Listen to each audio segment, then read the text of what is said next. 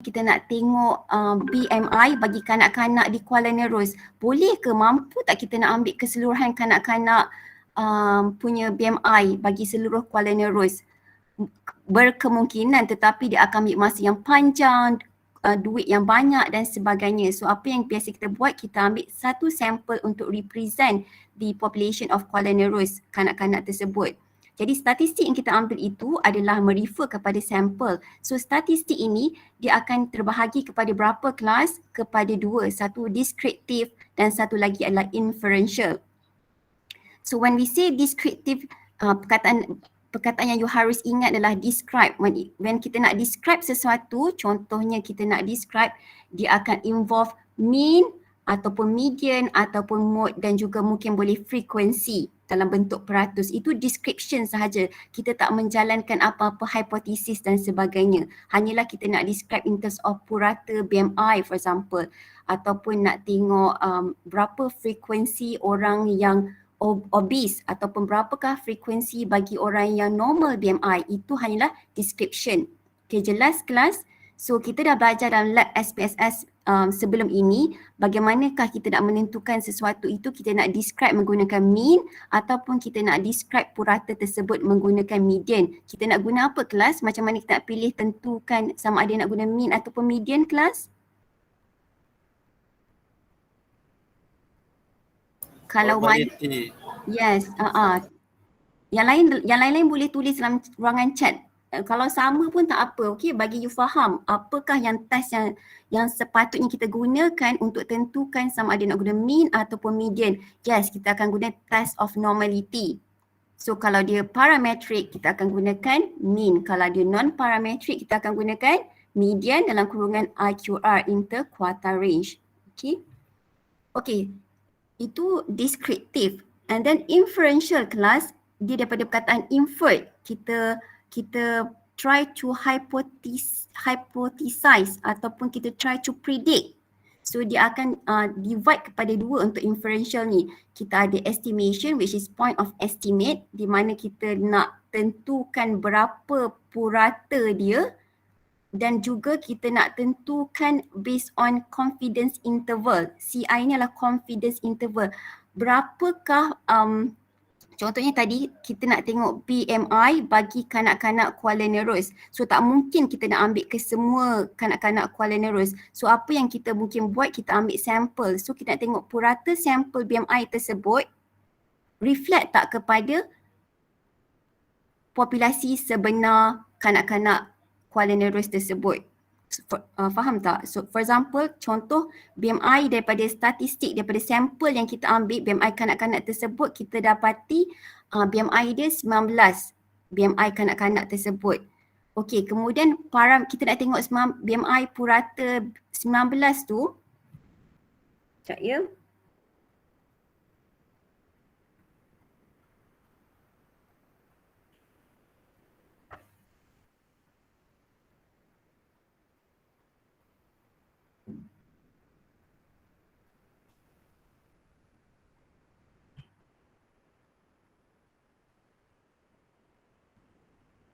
Okey, kita nak tengok tadi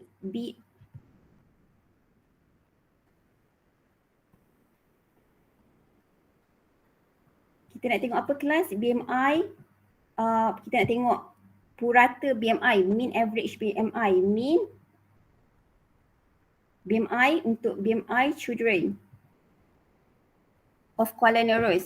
Okay, so mean BMI children of Kuala Nerus, kita dapati dapat 19 kilogram per meter. Okay, so ni mean BMI. So nak tengok populasi dia, contoh populasi sebenar, mean BMI bagi populasi sebenar kanak-kanak tersebut, katakanlah 20 macam tu, 20 kilogram per BMI dia. So kita nak tahu confidence interval tu, range dia jatuh tak dalam pengiraan kita. So confidence interval tu adalah range di mana kita nak estimate populasi BMI tu benar-benar tak jatuh dalam kita punya pengiraan. So for example, nanti kita akan pergi into details lah. Confidence interval, katakan kalau kita mengira berdasarkan calculation, kita dapati confidence interval untuk BMI tersebut, kita dapati 18 hingga 21. So kita dapati 18 hingga 21 memang populasi sebenar tu jatuh, mean dia jatuh dalam confidence interval ni, julat ni. Alright. Okay, tak apa.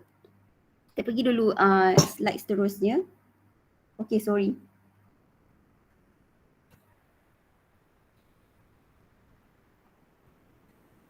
Okay, itu adalah confidence interval. Okay, nak tahu berapa julat bagi parameter sebenar, population sebenar jatuh dalam mean julat tersebut.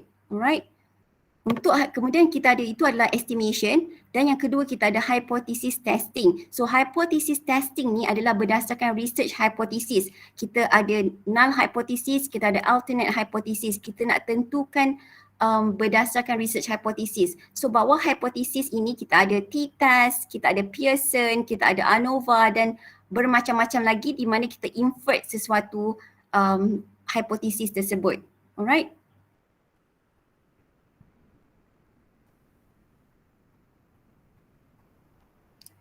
Okay kelas, so kemudian kita ada variation. So variation ni adalah nak tengok the disperse of the variance. So jauh ke ataupun dekat ke sesuatu sesuatu purata tersebut, sesuatu nilai yang kita dapat bagi setiap individu tu dekat ataupun jauh daripada mean dia.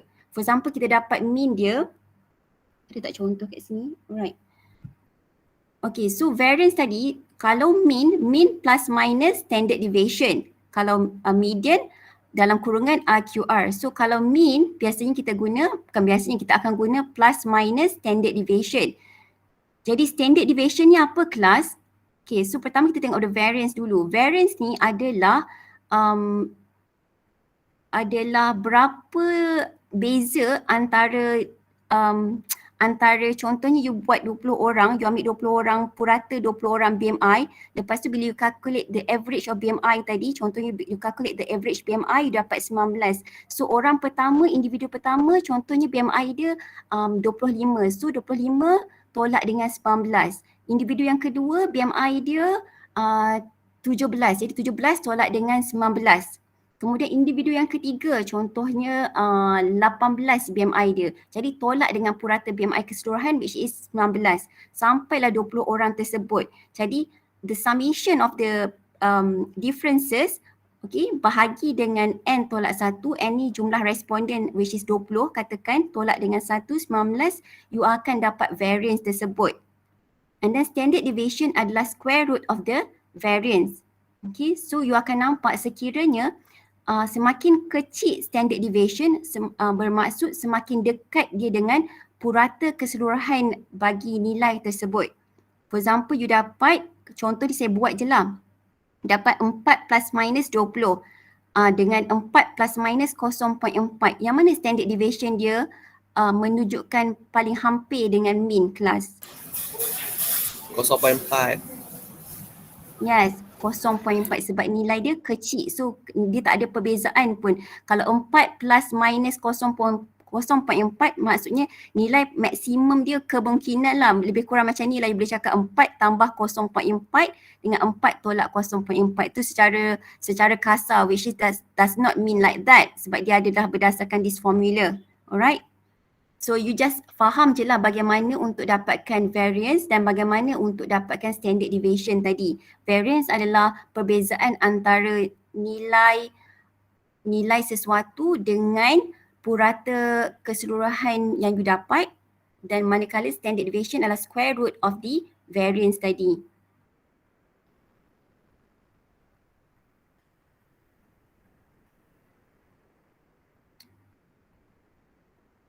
Okay, ni kelas ni adalah confidence interval. Confidence interval ni macam saya cakap tadi lah. Okay. Okay. Saya ada temis ni je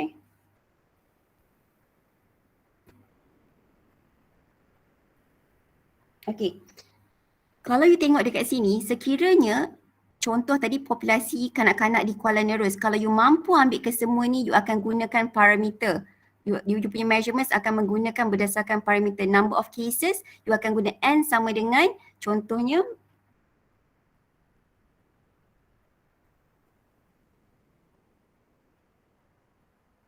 you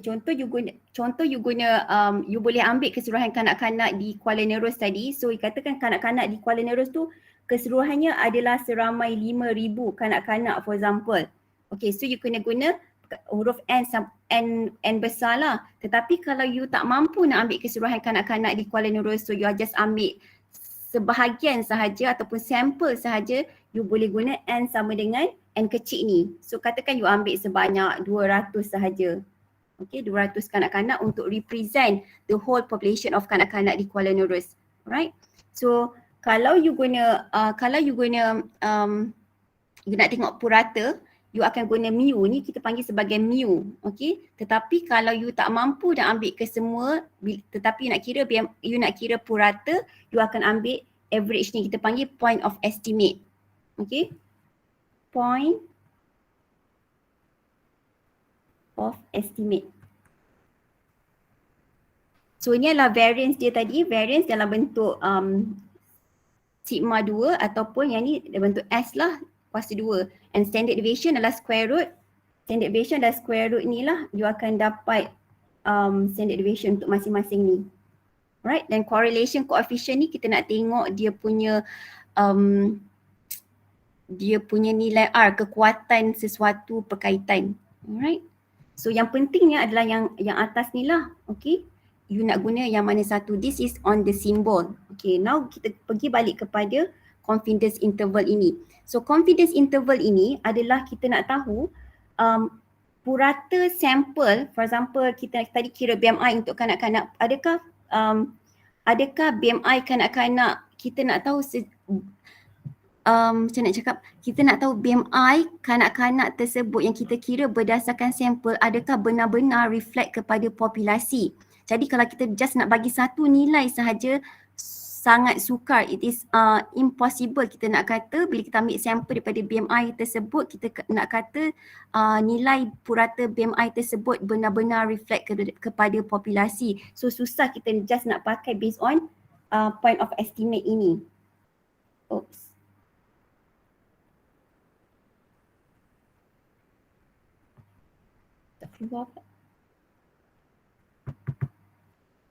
Okay, so sebab itu kelas kita kena ada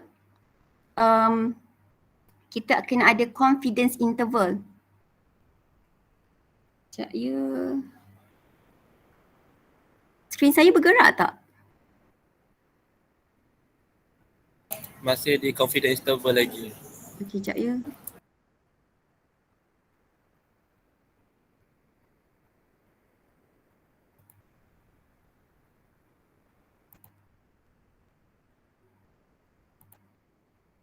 Okay, nampak tak skrin saya sekarang? Nampak?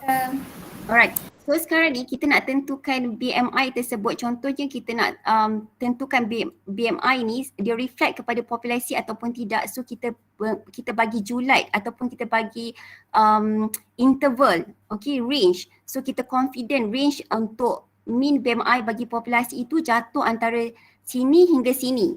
So kita nak kira berapa julat BMI yang kita boleh bagi supaya kita benar-benar boleh menyatakan BMI daripada sampel tersebut benar-benar reflect kepada populasi. So kita bagi julat. Alright. Faham tak in terms of confidence interval ni kelas? Kenapa kita kena ada julat tersebut? Senyap je. Kelas, faham tak? Ke tak faham sangat?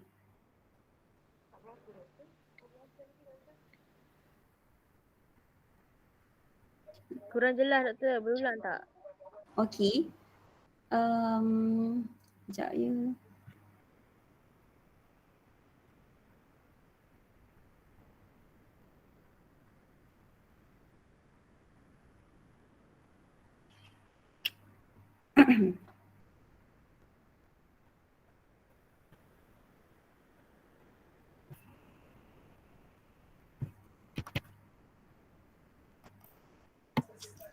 Okey kelas. So katakan kita nak kira mean BMI untuk penduduk mean BMI untuk kanak-kanak Kuala Nerus tadi, okey.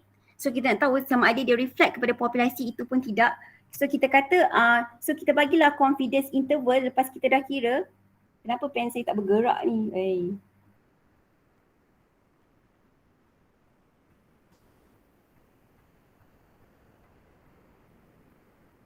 Boleh tak? Okey. So katakan kita kira BMI untuk kanak-kanak Kuala Nerus tu kita dapat BMI dia katakan 18.5 katakan So confidence interval kita confidence bahawa 18.5 ni benar-benar mewakili BMI bagi keseluruhan populasi bagi kanak-kanak Kuala Nerus. So kita bagilah julat. So kita kata confidence interval kita 17.5 sehinggalah katakan 20.5 bahawasanya populasi tersebut ada dalam lingkungan antara 17.5 hingga 20.5. So kita letakkan confidence interval bahawa populasi BMI untuk kanak-kanak Kuala Nerus tu jatuh antara 17.5 sehingga 20.5. Itu confidence interval. Walaupun kita dapat dia punya point of estimate 18.5 tapi kita tak boleh nak kata 18.5 tu benar-benar reflect kepada BMI populasi tersebut. Jadi kita bagi range which is antara 17.5 hingga 20.5 pasti mean BMI untuk populasi tersebut ada dalam lingkungan 17.5 hingga 20.5.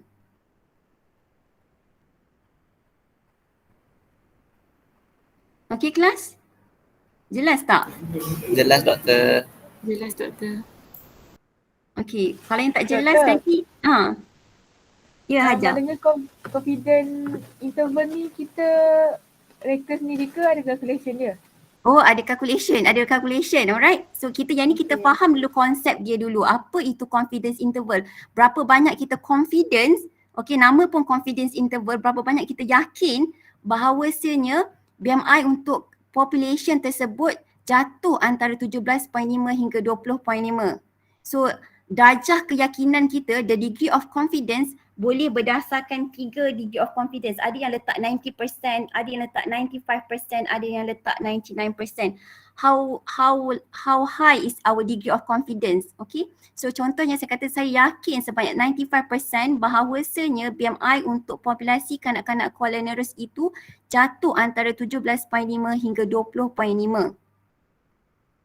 Okay. Ataupun saya yakin sangat-sangat sebanyak 99% bahawasanya BMI kanak-kanak bagi penduduk Kuala Nerus adalah 17.5 sehingga 20.5. Okay? Okay, thank you doktor. Alright. So sebelum kita pergi ke lebih lanjut, kita kena faham tadi kita nak ambil sampel kan kelas, so kita nak ambil sampel ni main ambil je ke? Oh tak, nak ambil sampel tu tak boleh main ambil je suka-suka hati kita. Contoh kita nak ambil populasi kanak-kanak Kuala Nerus. So kita nak ambil macam mana sampel tu?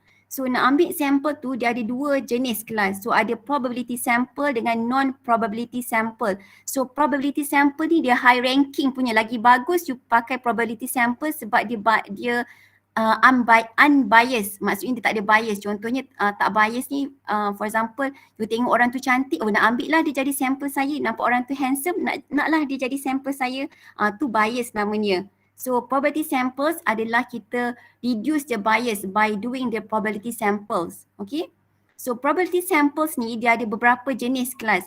Dia ada simple random sampling, okay, dia ada stratified random samples, dia ada systematic sampling and cluster sampling. So yang ni you kena ingat betul-betul sebab siapa yang buat survey sama ada food serve ataupun nutrition, you memang kena pakai method of sampling ni.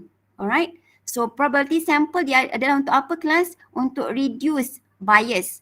So simple random sampling ni apa contohnya? Okay. So saya ada letak contoh supaya saya ingat apa saya nak bagi contoh So simple random sampling ni, contoh you dalam kawasan perumahan you dalam kawasan perumahan you ada 100 orang. Okay. Contohnya, lepas tu katakan Adib dia baru lepas buat demo masakan dan dia rasa semangat nak buat masak. So dia kata dia nak buatlah strawberry cake. Tapi dia punya bahan tu cukup untuk 30 orang sahaja. Okay, so Adib ni macam mana dia nak bagi dekat 30 orang sahaja sedangkan kawasan perumahan dia ada 100 orang. So dia tak mampu nak bagi kepada 100 orang tersebut. Jadi mula-mula Adib fikir nak bagi dekat yang cantik-cantik je lah. Kan?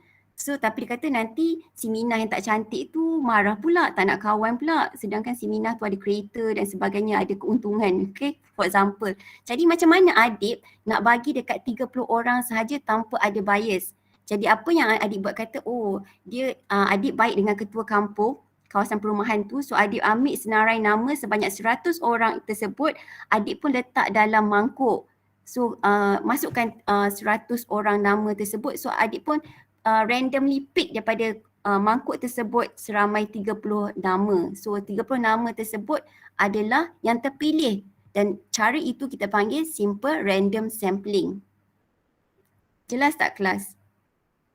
Kira cabutan bertuah betul? Betul, macam cabutan bertuah. Betul Aiman. So kadang-kadang kalau macam ni 100 orang, 30 nak tulis 100 orang nak tulis nama 100 orang, okey lah. Tapi you boleh juga guna you boleh generate daripada komputer. Ada komputer, ada software, ada website yang boleh generatekan untuk you. Alright? Kita bagi macam cabutan bertuah lah. Okay, kita reduce the bias. Kemudian untuk stratified random sampling. Okay, stratified random sampling. Okay, Aiman pula dia dengar yang Adib nak buat kek untuk kawasan perumahan. Sebab Aiman pun duduk sama dalam kawasan perumahan Adib ni. Okay, kawan baik kan. So Aiman pun duduk dalam kawasan perumahan sama. Dia dengar Adib nak buat, nak bagi sumbangan sebanyak 30 strawberry cake. Aiman kata tak jadi ni. Dia pun nak buat 60 strawberry cake. Dia up lagi daripada Adib. Okay, tapi macam Adib juga, Aiman terhad untuk buat 60 sahaja. Jadi macam mana Aiman nak bagi dekat kawasan perumahan tersebut sedangkan kawasan perumahan tersebut ada sebanyak 100 orang. So Aiman boleh nak bagi pada 60 orang sahaja. So Aiman fikir tak naklah buat macam Adib main bagi je. Aiman kata nak sama rata. Aiman nak bagi dekat lelaki sama rata, dekat perempuan sama rata. So Aiman nak stratified kepada lelaki sebahagian, kepada perempuan sebahagian. So kepada lelaki Aiman nak bagi 30, kepada perempuan Aiman nak bagi 30. So Aiman dah buat division, dah bahagikan kepada dua kumpulan. Jelas tak? So tetapi bagaimana Aiman Aiman akan dapatkan senarai lelaki dan senarai perempuan. So daripada yang lelaki Aiman akan pick 30, daripada perempuan Aiman akan pick 30. Cumanya Aiman in the first place dah bahagikan ikut, dah stratified ikut berdasarkan gender. Okey tak stratified? Maksud dia stratified ni dia akan separate by, maksud dia ada group lah betul kan yang tu? Stratified ni dia ada group, dia ada strata. Maksudnya dia ada pembahagian berdasarkan apa yang you nak perlukan. Mungkin you nak bahagikan berdasarkan warna rambut ke, for example. Mungkin nak berdasarkan income level ke, miskin, middle income and high income, for example. So you ada pembahagian berdasarkan benda-benda tertentu. Kalau macam simple random sample, nama dia pun simple, dia just random sampling sahaja. So stratified ni dia ada berdasarkan benda-benda tertentu you nak stratified kan. Okay, jelas tak? So basically macam kita target lah, macam kita ambil golongan kaya je untuk 30 orang ke macam mana? Stratified kalau macam Haris kata you nak ambil 30 orang yang kaya saja, so you macam kena ada stratified, yang kumpulan kaya, kumpulan miskin, middle income. So you ada bahagi kepada tiga. So daripada yang you dapatkan senarai yang kaya tu, contohnya daripada senarai kaya you nak ambil 30 orang nak bagi kek. Daripada senarai yang miskin you nak bagi 30 orang dapat kek. Daripada senarai yang middle income you dapatkan senarai nama orang yang middle income, you nak bagi 30 orang 30 kek kepada mereka. For example macam kawasan perumahan Aiman tadi ada pelbagai income. So kalau nak kalau just buat simple random sampling, takut yang kaya je yang dapat kek. So Aiman kata tak nak lah nak buat berdasarkan income category. So yang miskin, yang kumpulan miskin, Aiman nak bagi 30 kek. Yang kumpulan kaya, Aiman nak bagi 30 kek macam tu. So daripada senarai yang miskin, Aiman randomly pick 30. Daripada senarai yang kaya, Aiman randomly pick 30. Jelas tak untuk stratified random sampling? Jelas je Doktor. Yang lain okey? Okey. So kalau untuk systematic sampling, untuk systematic sampling dia adalah yang pertama je you randomly pick. Nombor yang pertama you nak start macam mana, contohnya dalam kelas ada 100 orang. So dalam kelas ada 100 orang. So macam mana you nak buat systematic sampling ni adalah yang nombor pertama, yang pendahulu tu you randomly pick. Contohnya dalam senarai nama tu ada 100 orang, yang nombor kedua terpilih untuk start dulu. Nombor 2. So nombor 2, lepas tu you kira interval dia. You kira interval. Contohnya interval dapat bersamaan dengan 5. So nombor 2, lepas tu jarak 5 daripada nombor 2, start dengan nombor 2, lepas tu apa benda saya cakap ni. Nombor 2, starting dia nombor 2, lepas tu 5 orang selepas itu akan terpilih. 5 orang selepas itu nombor 7. Lepas tu 5 orang selepas nombor 7. Kemudian 5 orang selepas itu, 5 orang selepas itu sampailah dapat berapa yang you nakkan tu. So dia ada interval. Faham tak? So interval tu you kira berdasarkan contoh you ada 1000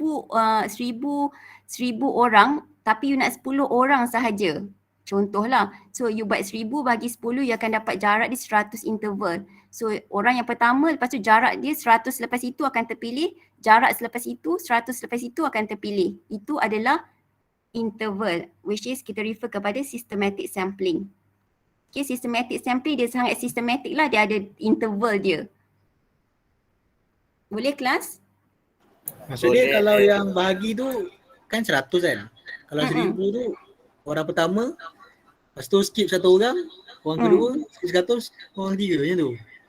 Sampailah Aiman dapat 10 orang yang Aiman nak daripada 1000 orang tersebut. Oh, okey.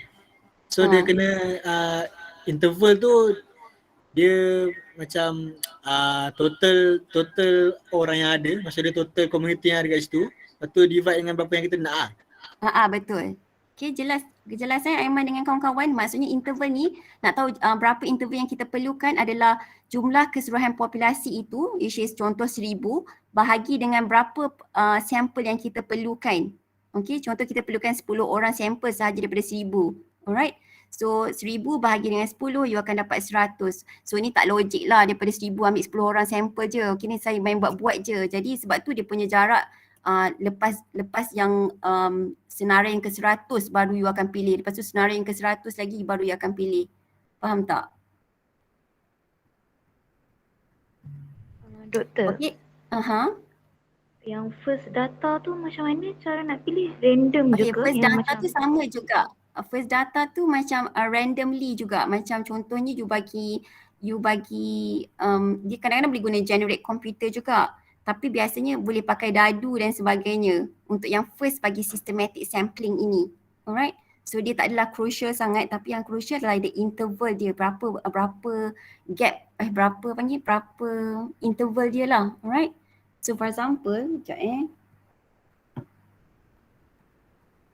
dah 12.40. Banyak lagi ni.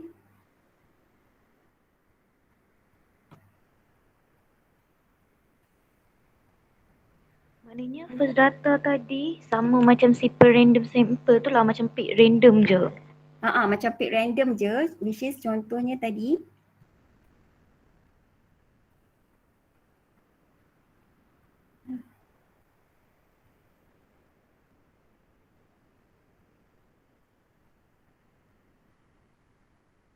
So systematic sampling ni dia K plus dengan interval you berapa. So katakan 7, katakan you dapat daripada senarai tersebut 7. So 7 campur interval you yang interval yang ke-100. So first akan start dengan senarai yang ke-7, lepas tu 107. Lepas tu 107 plus dengan 100 akan dapat 207 sampailah ke penghujung dia. Faham tak? Faham doktor. Terima kasih doktor. Okey, itu adalah probability sampling. Kemudian kita ada cluster sample. Cluster sample ni adalah based on cluster lah. Dia lebih kurang macam stratified juga, cuma ni based on cluster. Cluster tu mungkin based on geographical areas, geografi area yang sama ke, and then dia dah contohnya geografi yang ni dia nak macam ni, geografi yang ni macam mungkin dia nak kawasan nelayan, yang ni nak kawasan petani, so dia dah ada cluster-cluster dia. Alright.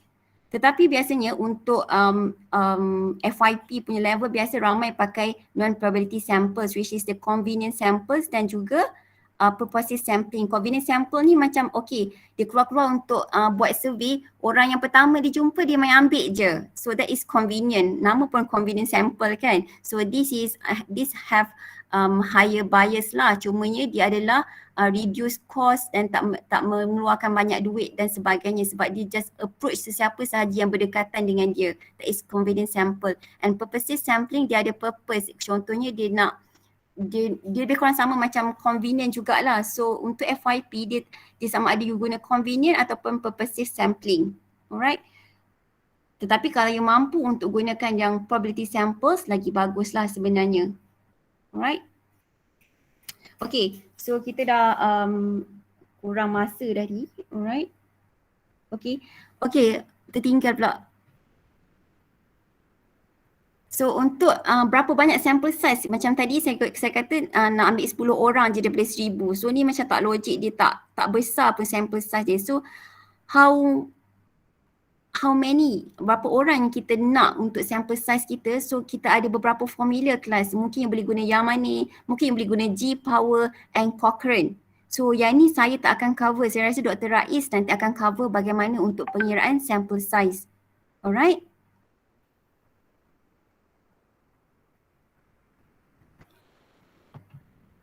Alright, okay. Kecil sangat ke? Boleh nampak ke kelas? Untuk yang dalam kotak kecil ni. Tak nampak doktor. Kabur sikit lah doktor. Alright, so tak apa, yang ni yang saya maksudkan bila you jalankan apa-apa test, dia akan keluar 95 confidence interval ini.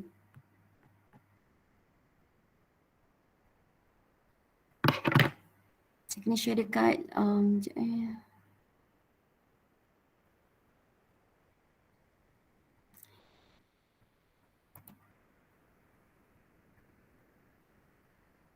Sekarang ni saya guna screen, mana pun saya dah confused dah. You all nampak screen saya sekarang bergerak tak? Tak doktor.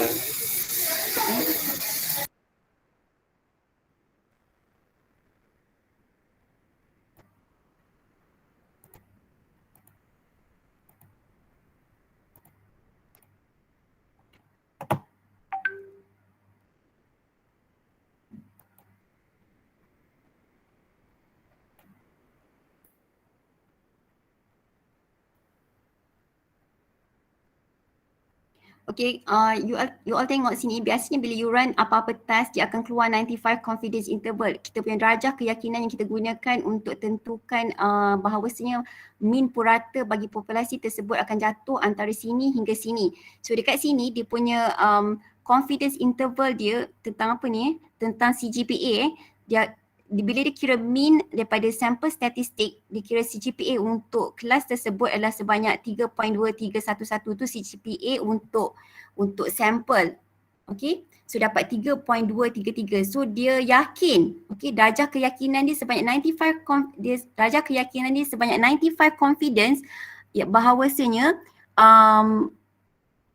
CGPA bagi populasi keseluruhan untuk kelas tersebut lah, for example, jatuh antara 3.16 sehingga 3.29 ataupun 3.33. So this is 95% ni adalah degree of confidence. How much are we confident that that the CGPA lies between 3.16 and 3.33. Alright. So ini adalah dia kata CGPA bagi populasi sebenar memang ada antara 3.16 sehingga 3.30. Okay. Itu maksud confidence interval. Kita ada julat yang kita nak nyatakan bahawa parameter ataupun mean sebenar bagi populasi tersebut jatuh antara nilai sekian hingga sekian. Okay, so you kena faham apa itu confidence interval. Faham tak kelas? Sekarang ni. Faham lah kot senyap tu. Okay. Okay, so sekarang ni macam soalan tadi, siapa tanya? Tadi Hajar tanya. So macam mana nak dapatkan confidence interval ni? Pertama, tak perlu susah payah, kita guna SPSS akan terus keluar confidence interval tersebut. Tetapi kita kena faham juga macam mana untuk calculate confidence interval ni kelas.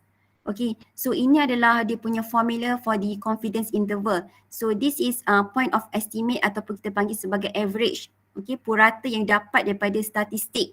Okay, plus minus Z ni adalah T critical value yang mana you akan dapat nilai ini daripada table T. Okay, kita ada buku table. Okay, so dia refer kepada table T. You akan dapatkan nilai untuk T critical value ini. Lepas tu S ni refer kepada standard deviation divide by square root of N. Ni kita panggil sebagai standard error. So kita masukkan, plugkan nilai-nilai yang kita tahu untuk calculate the confidence interval. Okay, ini adalah rumus dia. So rumus ni you kena ingat lah. Okay, sebab kita akan tanya dalam exam macam tu lah. Okay. Okay, so kita tengok kepada contoh bagaimana untuk kira confidence interval kelas. So dalam satu kelas survey, okay, para pelajar ditanya adakah mereka sleep deprived, cukup tidur ataupun tidak. Okay. And also are asked how much they sleep per night. Okay, so diberi summary statistik. Okay, so, saya harap semua ada kertas dan pen dan kalkulator untuk kira sama-sama kelas. So lepas habis kelas, tak perlu dah nak susah payah untuk put more effort untuk memahami, buat terus kelas. So kita cuba buat sama-sama. So diberi N, okay, which is the number of respondent is 22.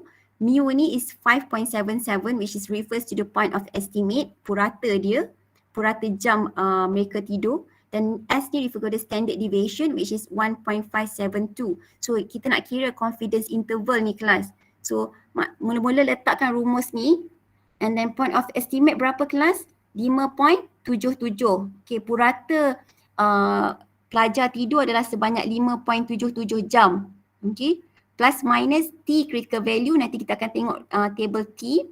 Dan masukkan standard deviation berapa kelas? 1.572 bahagi dengan square root of N. N tadi berapa jumlah student? 22. So you akan dapat 5.77 plus minus T critical value darab dengan 0.335. Okay, are you following me class? Boleh ke? Boleh. Yeah. Doktor ni cuma masuk dalam formula je. Masukkan dalam formula je. Ikut je. Okay, saya bagi masa untuk you masuk dalam formula. Doktor. Z tu ambil dalam table kan? Tak masuk lagi ni. Boleh. Fahamkan yang Z ni kita tak masuk lagi kita baru kita masukkan apa yang kita tahu dulu. Okey, dah sampai dah dekat sini.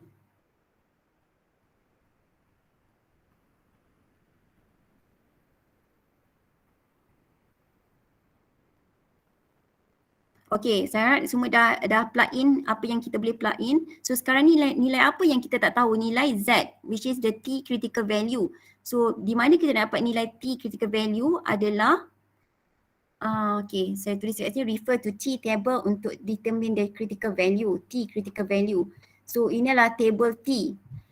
So biasa dalam exam you kita akan bagi buku sifil lah, tapi sekarang ni sebab online mungkin kita just bagi screenshot macam ni je lah. Okey. So nak tentukan nilai T critical value, kita kena tengok pertama, kita kena tengok degree of freedom. So degree of freedom tu dia punya rumus adalah sama dengan N tolak 1. Okay. So jadi N kita tadi berapa kelas? 22 orang tolak dengan 1, 21. So kita dah tahu nak tengok dekat sini, belah sini nilai dia 21. Jadi kita tengok yang dekat bawah sini pula, confidence level kita. So kita biasanya akan refer kepada 95 confidence level yang kebiasaan statistik kita akan guna kita yakin sebanyak 95% lah. Alright. So kita ambil dekat sini 21 kelas, degree of freedom 21, sebab rumus dia N tolak dengan 1 dapat 22 tolak 1 sama dengan 21. Jadi 21, kemudian confidence level kita adalah 95%. Alright. So bawa ke sini, kita akan dapat 2.08. So nilai T critical kita adalah berapa kelas? 28. 2.080. Betul. So masukkan nilai T critical value tadi ke dalam yang kita tak dapat tadi. So 5.77 plus minus 2.080 darab dengan 0.335 kelas. So you akan dapat berapa bila you darab ni? You akan dapat 5.77 plus minus 0.7. Okay, ni secara umum. Jadi nak buat julat, macam mana buat julat? So confidence interval tu kan dalam julat. So you akan buat julat, pertama you akan 5.77 you akan tolak dulu dengan 0.7. Jadi bila 5.77 tolak 0.7 akan dapat berapa kelas?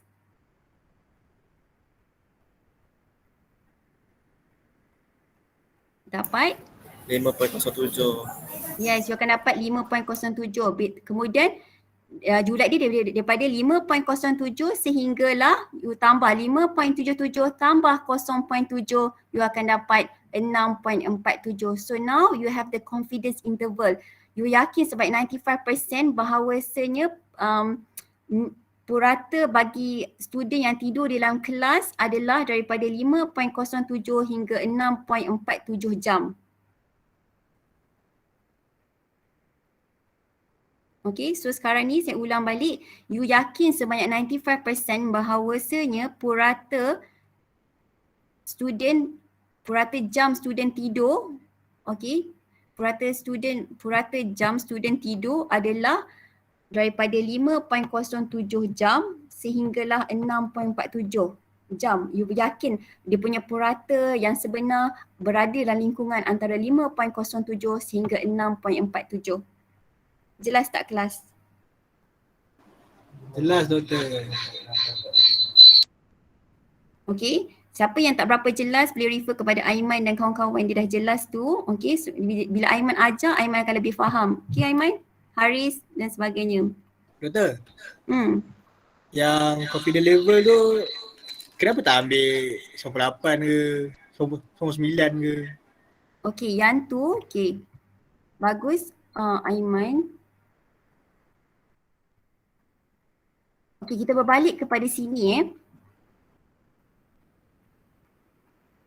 So kalau kita bila kita ni 95% adalah kita yakin dia berada dalam lingkungan yang saya lorekkan ini. Okay.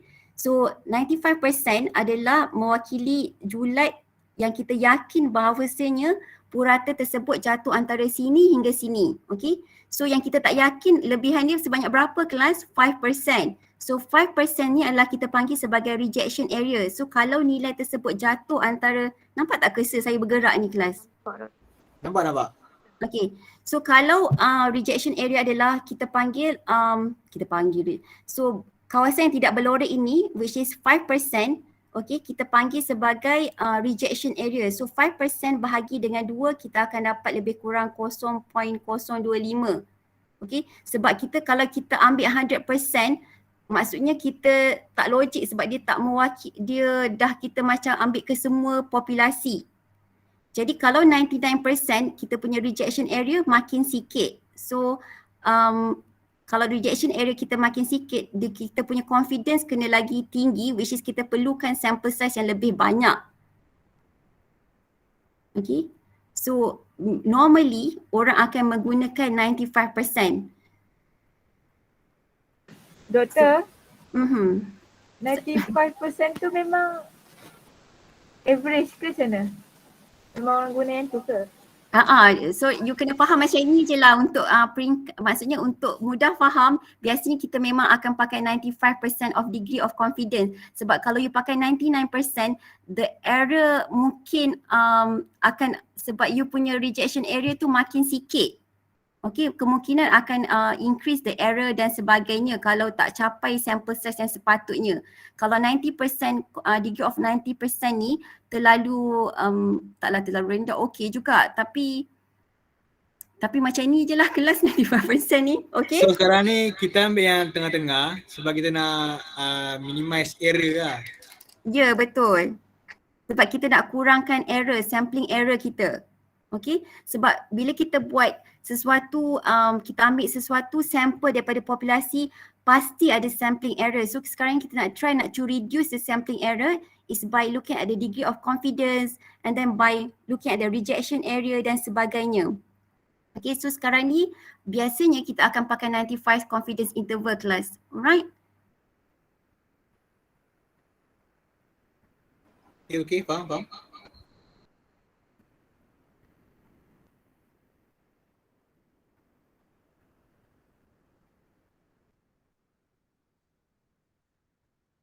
Sebab biasanya kalau you tukar 99%, kalau you tukar 99% kelas dalam you punya sampling calculation, you sample size you akan semakin besar. Okay, sample size you akan semakin besar dan sebagainya. Kalau you tukar 90% confidence, degree of confidence, kemungkinan sample size you akan menjadi kecil lah. Contoh kalau sepatutnya daripada 1,000 orang, kalau you pakai 95%, katakanlah daripada 1,000 orang you pakai 95%, you patutnya ambil dalam 500 sampel. Tapi kalau you guna 90%, kemungkinan sampel you akan reduce, mungkin menjadi 200 orang sahaja. Tapi kalau you pakai 99%, kemungkinan sampel size you akan jadi lebih, which is 700. Okay, so dia sebenarnya terpulang pada kita which one kita nak guna sebenarnya. Right? Boleh Kena kelas? refer dekat total population juga lah Doktor? Lebih kurang macam tu, tapi maksudnya kalau the bigger the sample size, the better lah. Sepatutnya kita memang represent the populasi, tapi kita banyak restriction in terms of cost, in terms of times, restriction dan sebagainya. Jarang kita nak ambil yang sample size yang besar dengan keadaan ekonomi yang tak menentu dan sebagainya. Kita tak ada duit for example. So ataupun macam FYP, you susah nak ambil sample size yang banyak sebab time constraint. Contohnya you hanya boleh kutip data semasa cuti semester sahaja. So kemungkinan you tak boleh ambil sample size yang besar. Tapi sepatutnya the bigger the sample size, the better lah. Sebab dia boleh reflect kepada populasi tu dengan lebih yakin. Okay, jelas kelas? Jelas. Okay, lama kita kat sini. Banyak lagi ni.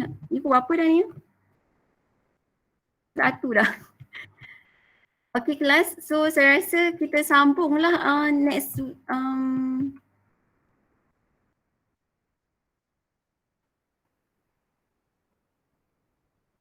kita sambunglah dulu kelas next week So kita berhenti sampai confidence interval ni. Boleh kelas? Boleh. Boleh doktor.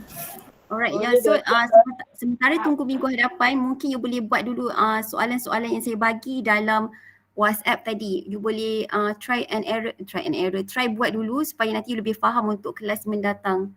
Ataupun mungkin mungkinlah macam itulah. Alright. So kita kena catch up jugalah. Saya tak boleh kita kena buat fast and furious jugalah sebab saya punya ada beberapa sesi lagi sebelum pass over kepada Dr. Yati balik rasanya. Saya rasa ada dalam 2 minggu lagi dengan you all ni. Okay?